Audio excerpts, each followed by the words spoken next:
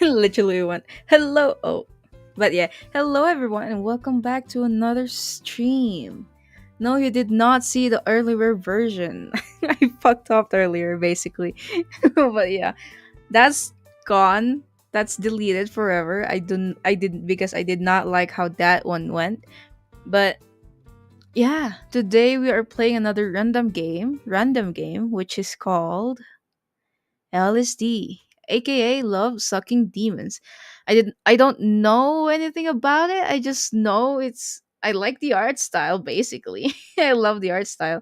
Let's see. In the Ichio page, it's saying when Special Agent Fox spies an alien tormenting his main squeeze, he turns his reconnaissance assignment into a personal vendetta, set in the backdrop of the Stonewall riots.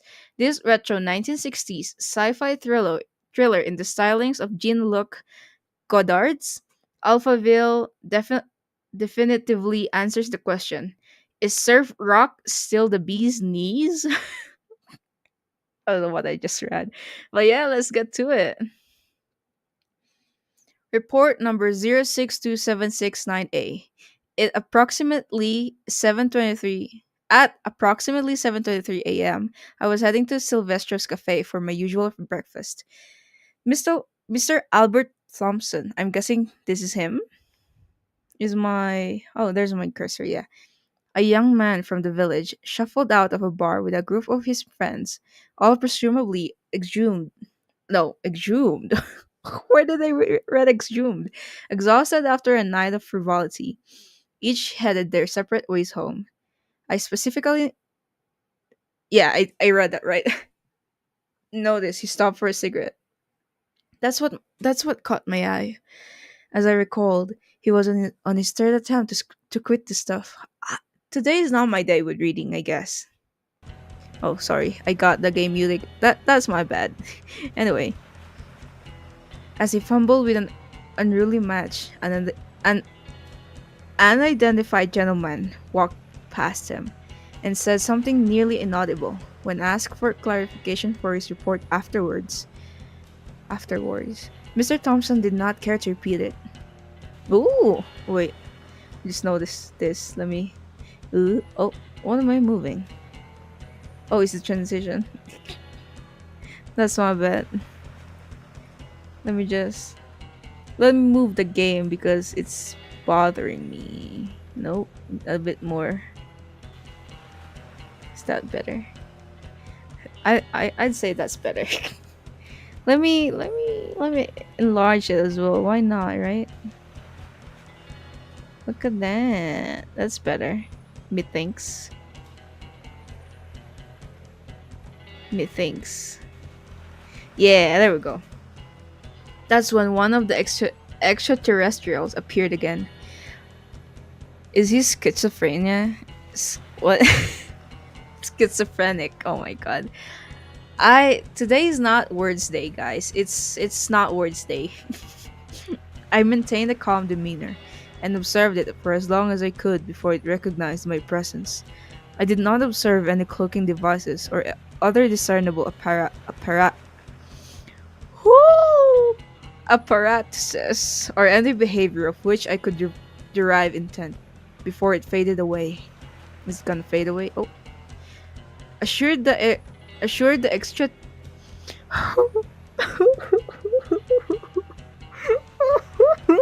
That's me crying, Jesus. Assured the extraterrestrial event has passed, I calmly crossed the street and took a clarifying statement from Mr. Thompson, who reported symptoms consistent with other victims: an elevated pulse rate, dry mouth, and a lingering sense of solitude. The contemporaneous. Jesus Christ, these words. It's the fact that today is not words day for me, and then this game's throwing deep ass words to me at me. The the contemporaneous on-site report will be included separately with this statement. End of report. I do like the art. Report 062769B at 7:58 a.m. I arrived back from the bakery with two crullers, a coffee, and a hot tea. I laid out the small breakfast in the kitchen and typed up report 06286 until my romantic companion woke up. The Jane Doe. Ooh, we're not saying anything. We're not name dropping anyone? Okay. Okay, mysterious. The Jane Doe groggily asked from the bedroom, "What took you so long, Silver Fox?" "I had to take a statement from a witness on my way to the shop." "Oh, we're not even putting a face to her." "Ah, and what sort of un-American activity did you see today? Did some litter?" "I don't believe littering is under the FBI's jurisdiction, Miss Doe." "Then I guess there's nothing you can do about this." Miss Doe Miss Doe purposely dropped a paper napkin on the floor and poised threateningly to push the rest of the stock to the ground. I took it upon myself to protect these minor assets that the FBI deemed necessary for my mission. The fuck is that? And I did my patriotic duty with verve and vigor. Verve? Vigor, verve, and vigor. Oh, this is us. Shit. Oh, wait. Shit. I'm gonna be late for work. Jane huffed as she wrestled out of bed. Oh, wait, no, that was her. Sorry, my bad. Shit. I'm gonna be late for work. Jane huffed as she wrestled out of bed, frantically wrestling her underwear on. How do you wrestle an underwear? And did she lose? She threw an undershirt, tightly tied her hair, and struggled with suspenders and straps that kept her oversized second-hand suit on her slender frame. That's when one of them appeared. Oh, it was turned around, facing away from me, hunched over, a monolith of gnarled gray flesh in the middle of my bedroom. As Jane dressed, she looked at me from the mirror, but my eyes were transfixed to the alien, and I didn't make a sound, in fear it would feel my presence. Jane could sense my unease. "I'm just wearing it for work, right? That's all."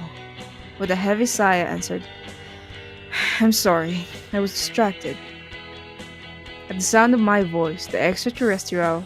T- Jesus, the extraterrestrial vanished, but I could still see it in the mirror. That was new. You watched me dressed for a while and then you looked away. I could see its mouth, its teeth.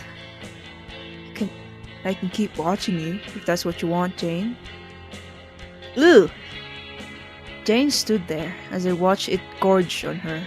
Its whole body pulsed and plunged. "Don't be a pervert, Mr. Alien. Go away."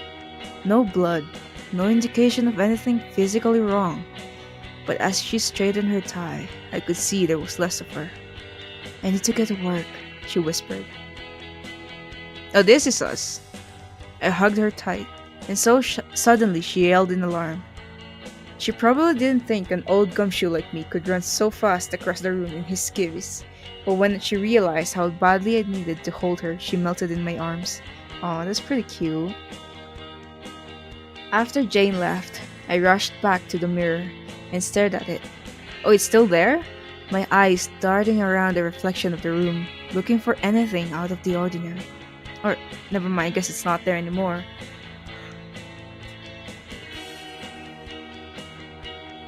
Excuse me, I just yawned. I combed through the rest of the apartment for any sign of the extraterrestrial's presence, but there was nothing.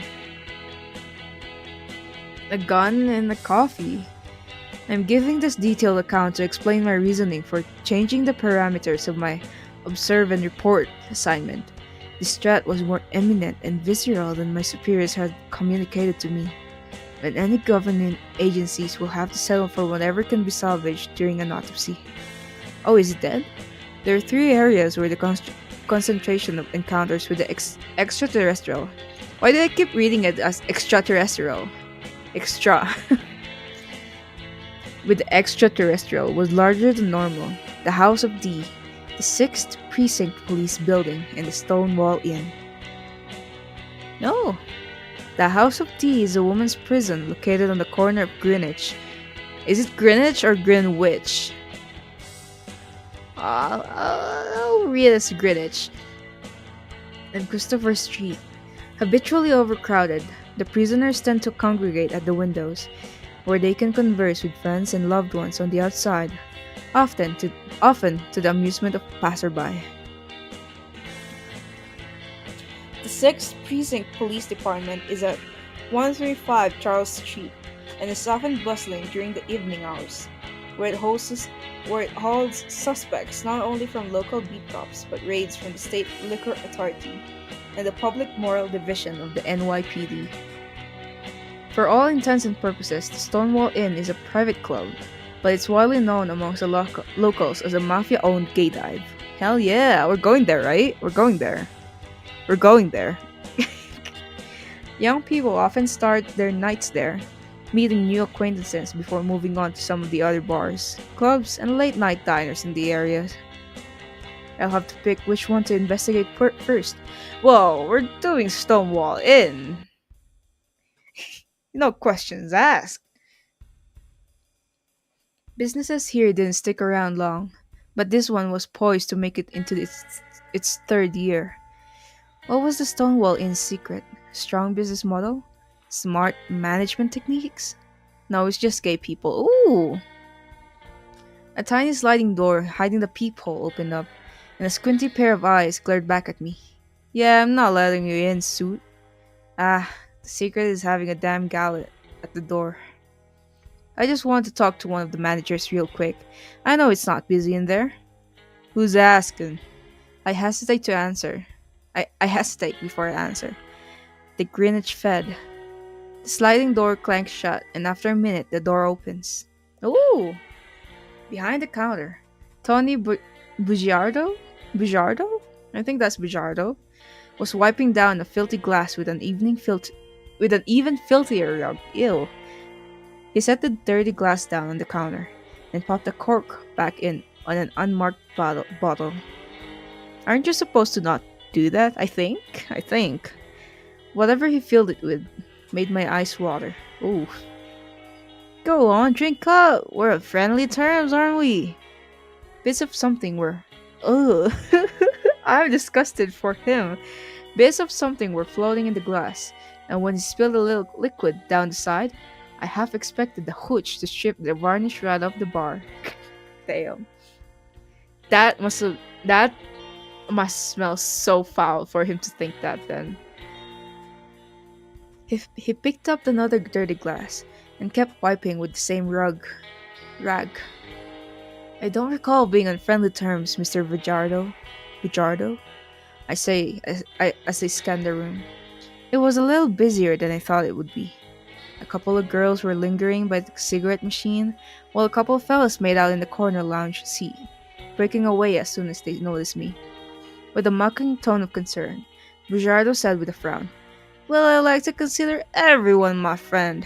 Oh, he's not happy with that. When you're friends with people, Agent Silver, you take the time to see if they're okay. See if they got money trouble, girlfriend trouble. He looked pointedly up at me. Boyfriend trouble. My guy got clocked. Okay. He sets the filthy glass down on the counter, idle scrubbing with the rag left streaks, and did nothing to wipe away the residue. That's disgusting, my dude. Okay. Bujardo, you need to do better with cleaning. See, your friends back at the FBI might not be as friendly and tolerant as me if they found out. Who knows what'll happen to your career? I think another. Are you guys liking this voice? I'm not entirely sure. I take another nervous glance around the room. Oh, fuck. Okay, it's there again. The girls at the cigarette machine, the boys at the lounge, they've stopped talking. They're looking at me with pity in their eyes. The extraterrestrials are looking at them with hunger. What's happening? I want to know. But when I found out, I was happy for you, Bugiardo exclaimed. Maybe this'll bring us closer together as friends, and friends share. I can see the aliens hesitate over their soon-to-be victims, and I feel like I know the trigger. How much do you want, Mr. Bugiardo? They feasted. The bar patrons kept their eyes to the floor. Did this happen to them too? Are the aliens feeding off of their sadness? Hmm. For you, just some information. A heads up if the feds are ever sniffing other business. It would only be the point it would only be the point of contact if any action was made within Greenwich Village. I imagine that would be enough to pay for your silence. On the Fed's salary, it's probably all you could afford, Agent Fox. Damn, alright. We're not that poor, are we? I watch the aliens eat for as long as I can stand, for as long as I can forget the way Jane looked at me this morning. When I can't handle it anymore, I slam down my full glass, spilling liquor all across the bar. I'm still not quite sure what's happening. The aliens looked up in alarm and disappear, misunderstanding my outburst. Bujardo starts wiping up at the counter with the dirty cloth and says, "Take some time to think about it, Agent. Come back tomorrow." I mull it over as I step outside of the Stonewall Inn, the sunlight blinding after being in that dark so long. Sadness. They feed off of sadness. Oh, excuse me. I burped. Oh my god. Shielding my eyes from the sun, I settle my eyes on the newsstand, and the headline draws my attention. Judy Garland funeral today. Expects record crowds. No, is this the crowd then? Yeah, that is the crowd, okay. Report 062769D. The crowds of people spread throughout Midtown like vines of sorrow. Veins of sorrow. If my hunch was right, it would be a damn buffet for those monsters. I brought one of Jane's compact mirrors she left at the apartment and perused the crowds through its reflection. Oh, so we can't see these things head on? I don't know. I was an unusual sight, regularly checking my mirror like a cautious driver. But I figure whatever cloaking system they have, it doesn't work at all that well with mirrors. This would be my best chance to spot one. Oh, there we are. I spent a couple hours searching up and down the funeral procession before someone called out, "Honey, your concealer's looking." Oh, you're Jane Squeeze. Gerald Jones and a cadre. What's cadre? K cadre. Oh my god, I'm gonna search that real quick. Pronunciation. Cadre. All right, cadre. Where were we? Here we go. Gerald Jones and a cadre of Greenwich villagers restlessly waited in line for the wake. They were dressed in their best, not all suits and dresses, but at least clean, new clothes that were now dripping in sweat from the July heat. A few had clearly cleaned up and reapplied their makeup a few times already. Don't call him out. It's a pleasure to see you, Mr. Jones. I hope you're all keeping cool. We're doing just fine, Mr. Jones chuckled as he squeezed sweat from the lapel of my jacket. Ugh, but it looks like you've been running a marathon in this thing. I suppose I could stop a spell. I took out my handkerchief and blotched at my forehead, thick with sweat. I could have walked around all day without seeing one of those bastards, and it wouldn't prove a damn thing. Pretty people. I had to test out my theory, connecting the aliens to despair, and you can't make an omelette without cracking a few eggs. I recognized most of the people in the group, but three of them stood out to me. I'd seen the aliens around them before. If I needed bait, one of them would have to. We're not the best person. So I'm guessing this is Derek Hauser, this is Miss Sprightly, and this is Robin. Robin does not look sad about this, so let's do Derek. Back straight, Fox. Stand tall. Wait, I need to do different voices. Back straight, Fox. Stand tall. Mr. Hauser muttered as he straightened his tie. This funeral is a prime opportunity for the community to set a good example.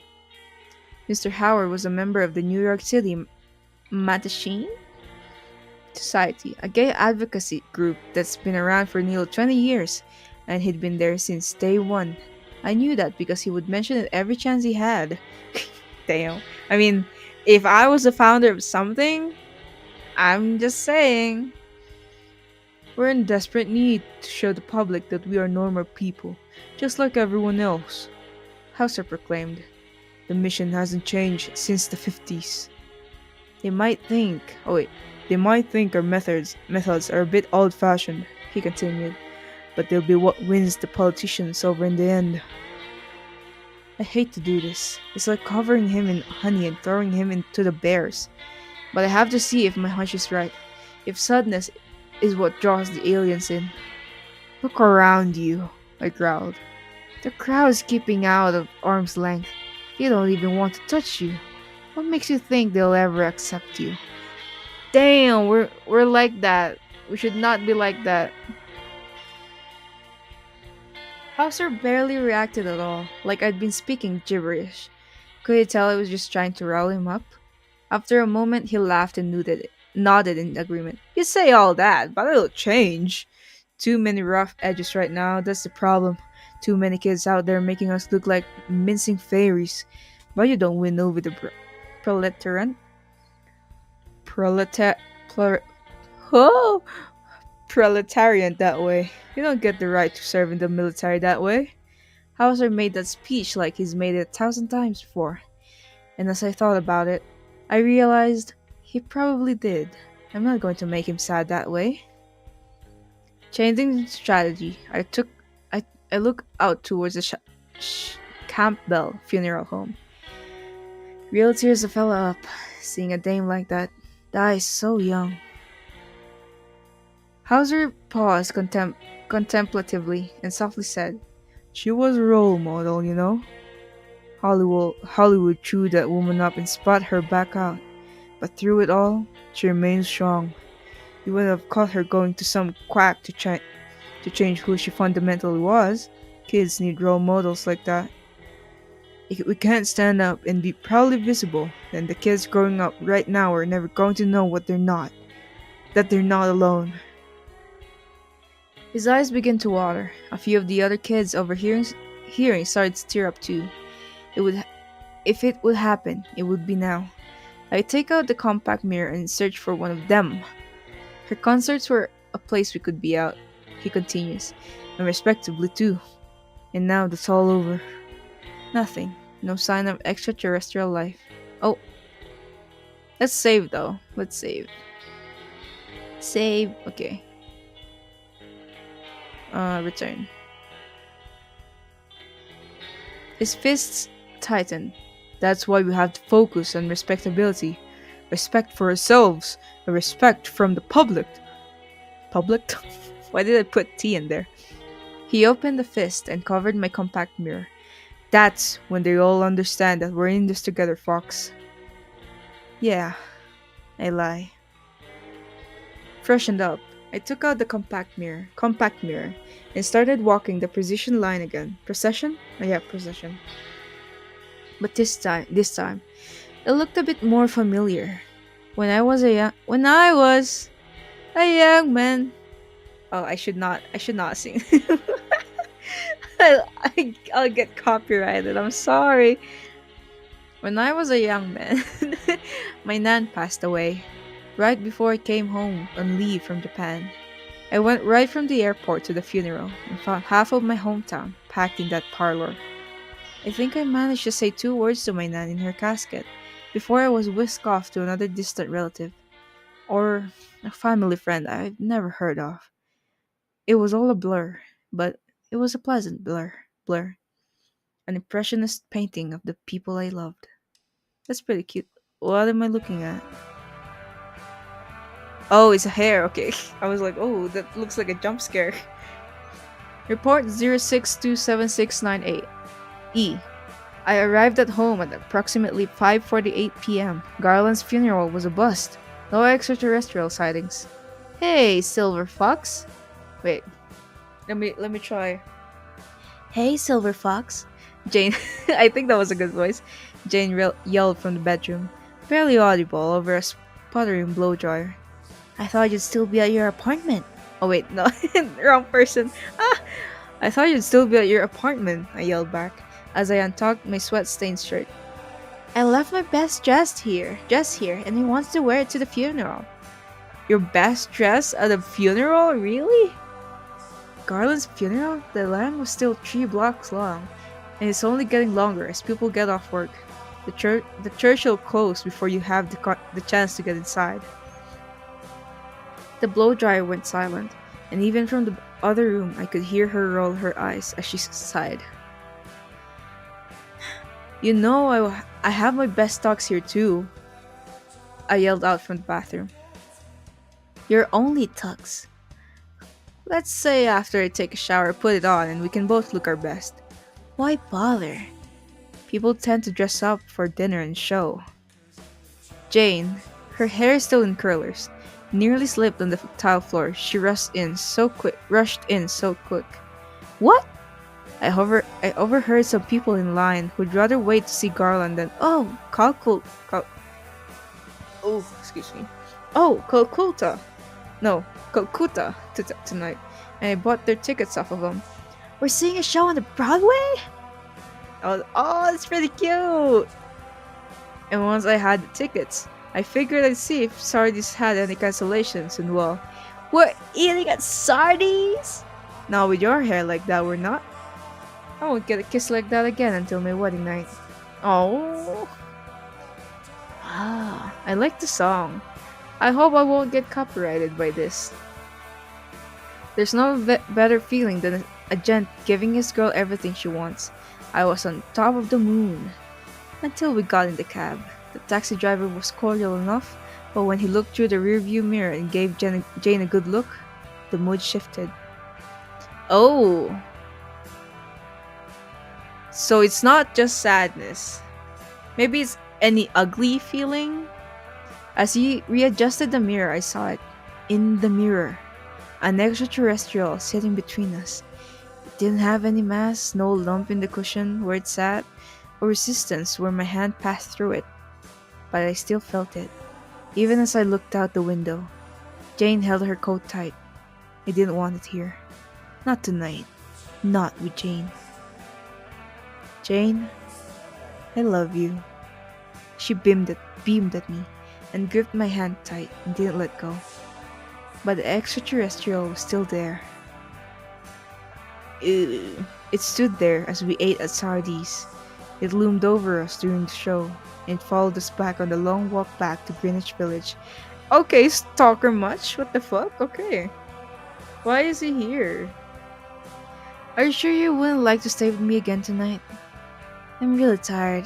I'd rather go to bed. I just have an easier time sleeping if you're around, that's all. I lied. You're having trouble sleeping? I could see its eyes reflected in her apartment door window. Yes. Are you feeling sick? Do you need to go to the doctor? I'm just going to have trouble sleeping, that's all. Jane scrunched up her nose, reached in her purse, and took out the pen I brought her. You have that legal pad of yours handy? As the pen looped and whirled on the page, she slowly spoke the words, Mama mescaline, or Mama mescaline. Nah, it's mescaline.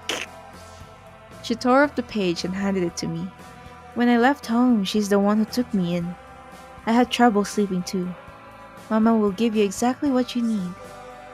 Desperately, I needed. You're what I need. She opened the apartment door and chuckled. Good night, Silver Fox. She does not care. She said, fuck off. Through the reflection of the window, I watched it follow her up the stairs. Oh, so it's not him. It follows anyone.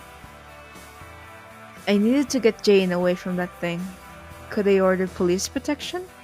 Maybe check back at the FBI headquarters and see if I could get a tail on her. The thing is, why is it just him seeing this? Then I remember the way Jay looked at me when she first saw my badge. She'd never forgive me if I got her roped in any of this. I take a look at the note in my hand. If Mama Mescaline was someone Jane knows and trusts, maybe she'd convince Jane to agree to some protection. Report 062769D. The Grace Church bells struck one as I walked up the stoop and rang for Mama Mescaline. I suddenly felt embarrassed, but I was waking up an old lady this late at night, but I was buzzed in almost immediately. Damn. The paint chipped at the walls, and even this late at night, it was noisy in the halls. Every door and window was open, but it was still a good 10 degrees hotter inside than out. On the sixth floor, one door was covered with artificial Christmas wreaths, like a mossy secret door in a fantasy novel. A faint, wispy smoke streamed out, and I followed it through the narrow apartment hallway to Mama Miscaline. Oh, it's her! She's a demon, I see. She was sitting alone at the kitchen table, surrounded by little bowls of powders and crinkled plastic bags filled with empty pill casings, while she hummed something upbeat. What brings you here, dearie? I pulled out a kitchen chair, took off my coat, and hung it on the back of the chair and slumped down. I was exhausted. Jane is in danger. Danger? Jane is in danger. I need your help. Mama Mescaline laughed and opened a tackle box filled with even more powders. What exactly is Jane in danger from? I don't know what this voice is. Aliens? Oh, that does sound dangerous, she coos as she takes a long handled spoon and starts scooping a red powder into a mixing bowl. I'm not joking, Miss Mescaline. I've been assigned by the FBI to watch over Greenwich Village, and in the course of my investigation, I've seen them target Jane. Is Jane in trouble with the FBI? What was that British? No, of course not. Mama Mescaline looked at me quizzically. Then what are you investigating for the FBI? To be honest, I had not reviewed the transcript of my assignment in some time. Transcript. Agent Wolf, we have reason to believe New York City is due for some trouble, Agent Fox. Agent Coyote. The sip in a few years ago started some real trouble for local law enforcement, and we don't want anything on the scale of the Compton's cafeteria riot happening here on the East Coast. Agent Fox, I'm afraid I'm unfamiliar with those events, sir, but I can't. Agent Wolf, they're not important, Agent. We just need you to keep an eye out for anything American if you catch my meaning. Sir? You know what we mean, Agent. Think baseball and apple pie, and if you see out there doesn't seem to fit that picture, the FBI want to know about it. Anything alien, sir? Anything that doesn't belong, Agent. I understand, sir. And transcript. I feel like he's not actually seeing alien. He's just seeing alien because it's what he wants to see, or something like that. I don't know. Thinking back, with everything I knew now, I answered. The reason I have been investigating Greenwich Village for the FBI is to find aliens. National security classified. I guess national security, huh? Ah, Mama Mescaline sighed as she scooped an amber powder. That sounds like a difficult job. So you can understand why Jane needs to be put under protection? No. Mama Mescaline curtly replied as she stirred in a white powder to the mix. What is she doing? This has been a waste of time, he growled as I collected my coat. Mama Mescaline took a loud sniff of the powder, and I see her pupils go wide. Is that what you're worried about? In the corner there? Oh shoot! I turned to look at the corner in the room, filled with kitsch and shucks. I don't see anything. I replied, and turned around into a light haze of dust, blown out of Mama Miskaline's open hand. What the hell is this? What did you do that for? Mama Miskaline grinned. Now, what do you see there? Ah, a beard! An extraterrestrial. It'll wear off soon, Mama Mescaline assured me, using a larger spoon to pour a yellow powder into her bowl. Oh, she knew the reason why we came here before we even came here. She went back to humming her little tune. Did the extraterrestrials only look clear to me when they were about to feed? Have all those sightings just been while they fed? As she stirred the mixture, she mumbled, "You're so focused on what's in front of you, and what you perceive is blinding you to what you can't see. This should open your eyes a bit." The extraterrestrial slowly faded from view as Mama Mescaline took a loose bag of empty pills and started filling the powder in them in a reverse egg cracking motion, like she was unmaking an omelette. In less than a minute, I had a small baggie of pills in my hand. Take one a day, or two if you don't have anything else important that's gotta get done. What, and with three, they'll be able to touch you. Mama Mescaline warned. Damn, I'm not taking 3 pills of that. Without without a moment's hesitation, I took 2 out and dry swallowed them. Mama Mescaline smiled, and as I walked out her door, she went back buck. She went back to humming a tune I couldn't recognize. I didn't feel any different at first, just a bit thirsty. Oh, there's a lot of them. He should, he should report this already to the FBI. He has the pills to see them. He could just, give the pills to the guys so they can see it for themselves. But as I walked home, I started to feel them around me, and then I began to see them. They didn't move. They didn't even turn their heads at me. I began to run, but more lined the streets, placed evenly apart like Greek columns. I looked up and saw them in the windows.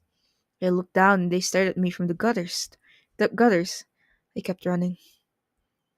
Whoa, a lot of them. I ran and meandered through the streets, trying to find some pattern to their placement, some clue as to why they're here. When I suddenly turned a corner and saw a wall of them, stuck on top of one another, with more climbing upward to build it higher, like a castle tower. Exhausted from my sprints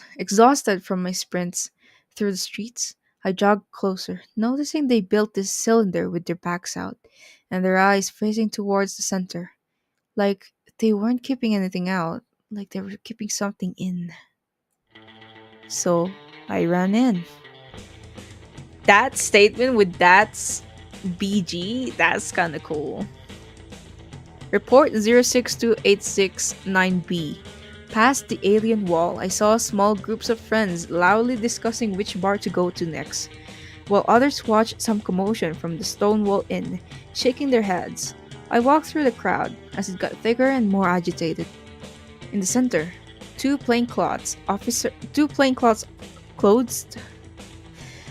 Anyway, officers pushed a woman into the police van and she held out her arms and legs, splaying against the van's back doors and screamed. Why don't you guys do something? I could see every line of sight hit her, like their eyeballs were pulled with invisible thread. You could see every line of sight hit her. Oh, then the eyes gravitated to the police. More people came from other bars, apartment buildings, and a few from Christopher Park across the street. But no one from outside the wall of extraterrestrials. Were aliens quarreling us? Why? What was happening here? I'm confused too, buddy. Something light struck my head, pulling me from my daze, and as I ran my hand through my hair, a few loose pebbles landed on the ground.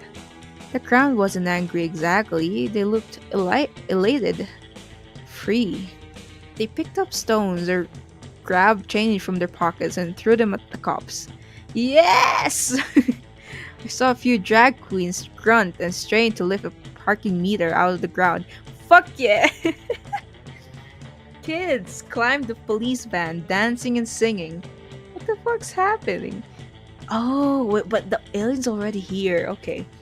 So they can anticipate something to feed on, I think. Someone grabbed me roughly by the collar, and I whipped my head around to see Detective Stan Doyle. Follow me where it's safe, Agent Fox, he barked, and after another barrage of rocks hit my back, I obliged. The Stonewall Inn was empty, but it wasn't quiet. The screams of the crowd reverberated off of the broken glass, littered across the wet floor. Ew. And the record needle on the jukebox would intermittently scratch as the floor vibrated from the stumps of the crowd. But no aliens inside. Huh. I haven't seen any. Fuck. I'm not reading extraterrestrial one more time. I'm gonna read it as aliens. Fuck it. I hadn't seen any aliens past the wall of them. In fact, Detective Doyle closed the doors and the vibrating symphony dulled to a purr. A few of the officers, all of them were in plain clothes, helped him barricade the entrance with whatever broken furniture was handy, as a reporter in a press vest lit a cigarette behind the bar. Why aren't the aliens inside of their walls? What happened here? Talk to nervous cop, talk to reporter. Let's talk to Doyle. What happened? Just give me a second, Agent, he groaned as he frantically spoke with another officer. Nervous cop? The register was open, while the officer rushed to empty it in a flurry of movement. Fucking mafia! All those assholes care about his cash! He huffed, shaky hands peeling another fistful of bills from the cash register. Their scumbag greed is rotting the city from the inside! He whined, roughly filling his suit pockets. This was a raid on the mafia? It's all really about the mafia, he agreed. Those louts? I'm I'm searching what the fuck that is. An uncouth and aggressive man or boy. Alright. Thank you for that, Google.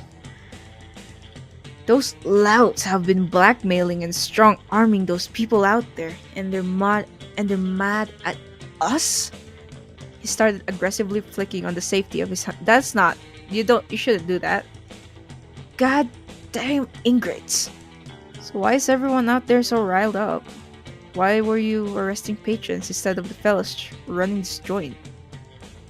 He ignored me and shouted, "We got a warrant, so why are they so pissed?" He reflects it. What the fuck is this? Reflexive. Ah! I did not read that. I did not read that. I'm sorry. Okay. You can pause the video. I cannot. I I believe in you. Okay. Let's talk to the reporter. What happened? Another gay bar raid.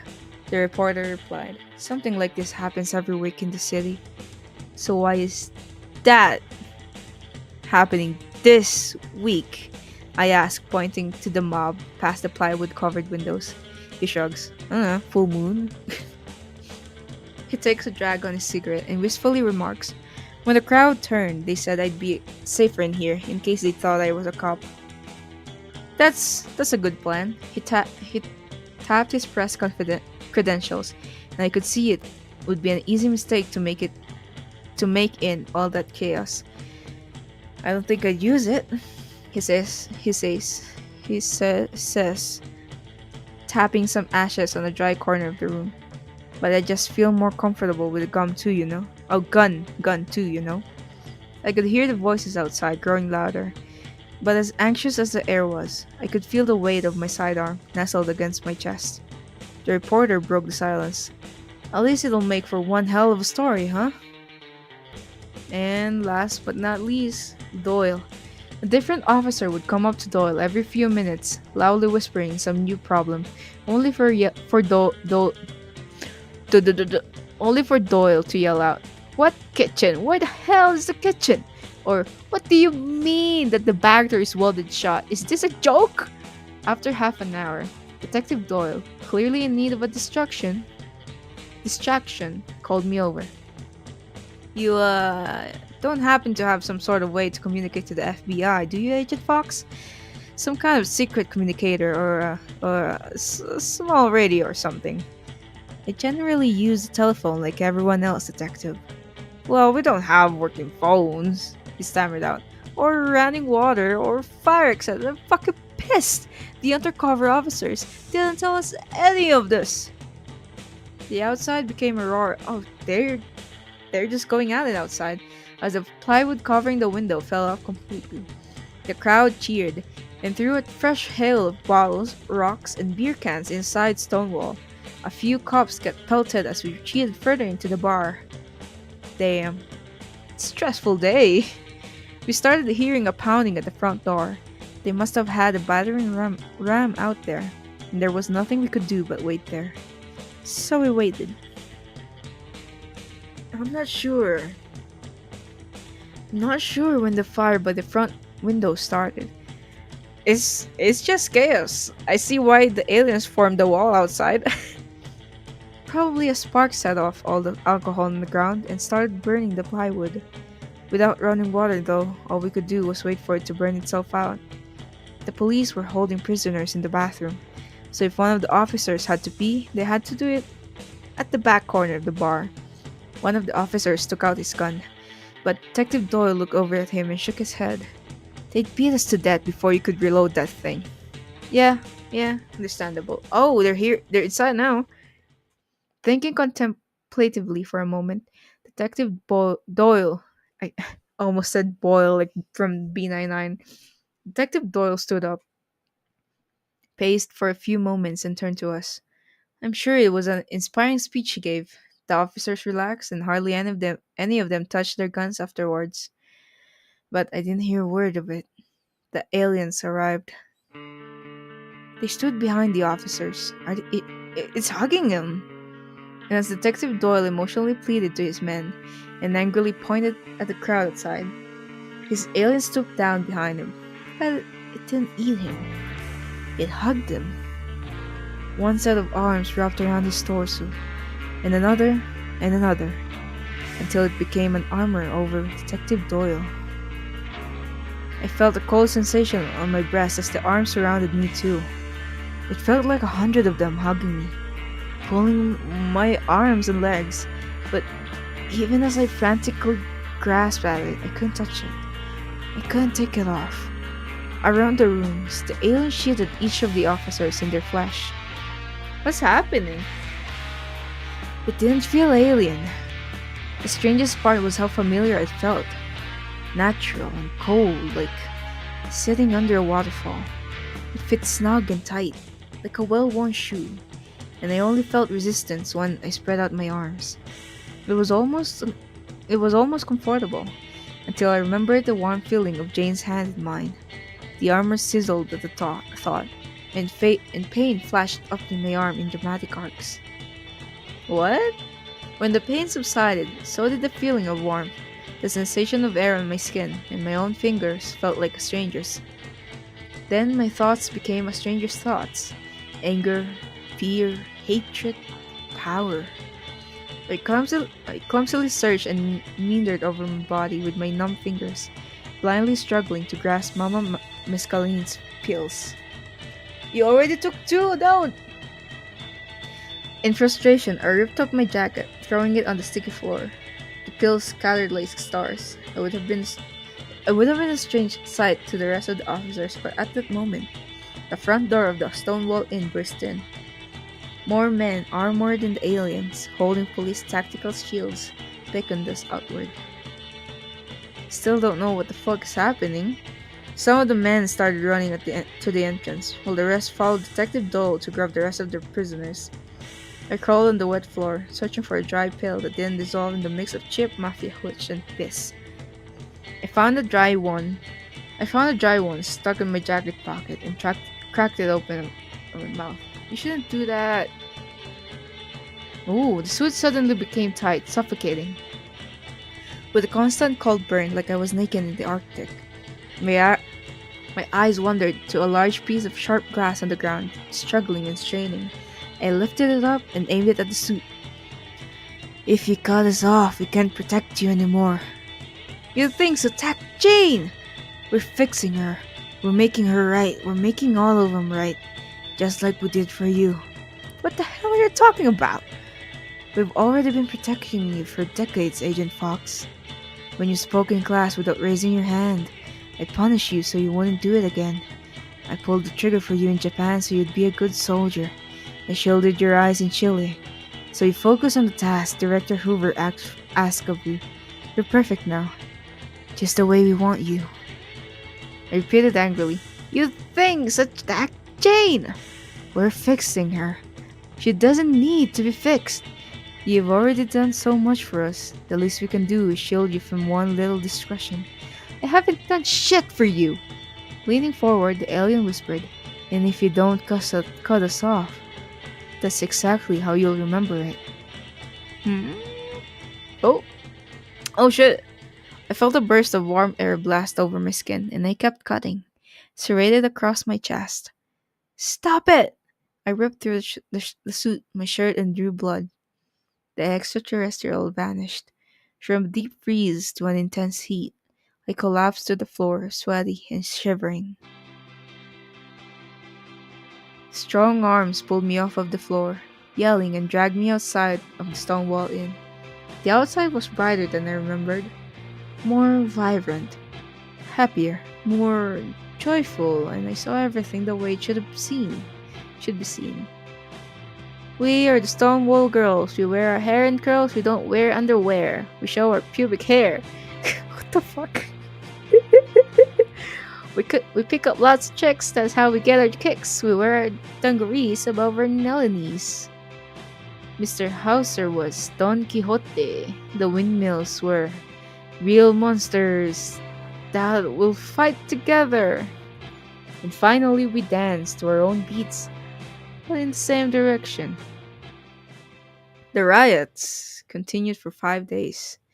I retired from the FBI shortly afterward. It was time to enjoy what the world had to offer. Are we dead? Her nip's kind of hard though. I'm kidding. I'm sorry. I didn't say that. Who said that? Okay. Hey there, Silver Fox. Is this Jane? What? I'm gonna search. Um.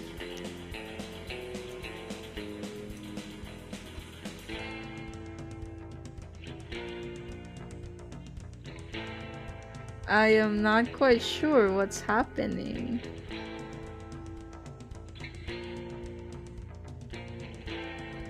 Hmm.